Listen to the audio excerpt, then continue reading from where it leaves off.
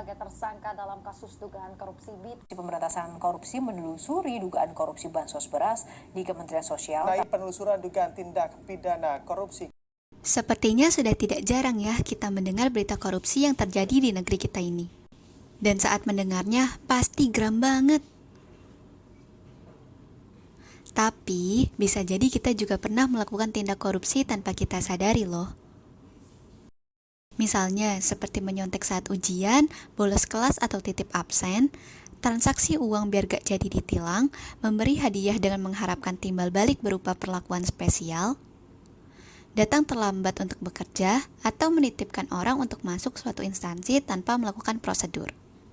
Yuk kita stop!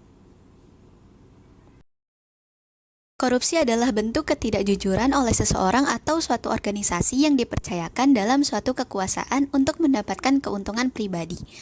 Korupsi merupakan masalah serius yang dapat merusak tatanan sosial, perekonomian, dan kepercayaan publik.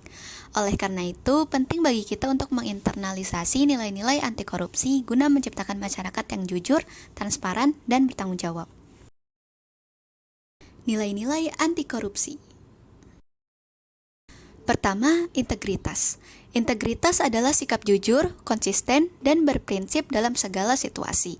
Orang yang berintegritas tidak akan tergoda oleh tawaran suap atau gratifikasi yang tidak pantas. Kedua, transparansi. Transparansi berarti keterbukaan dan akses informasi yang mudah bagi seluruh masyarakat. Ketiga, akuntabilitas.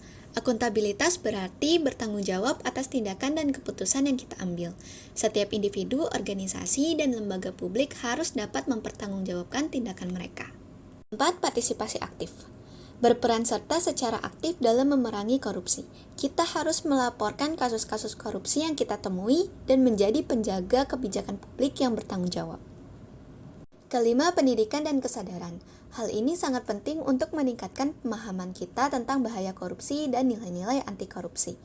Dengan pendidikan anti korupsi, kita dapat mulai membentuk sikap yang jelas bahwa korupsi adalah hal yang tidak dapat diterima. Nilai-nilai anti korupsi merupakan fondasi yang kuat dalam membangun masyarakat yang bersih dari korupsi. Dengan mengutamakan integritas, transparansi, akuntabilitas, partisipasi aktif, dan pendidikan anti korupsi, kita dapat menciptakan perubahan positif dalam upaya memerangi korupsi.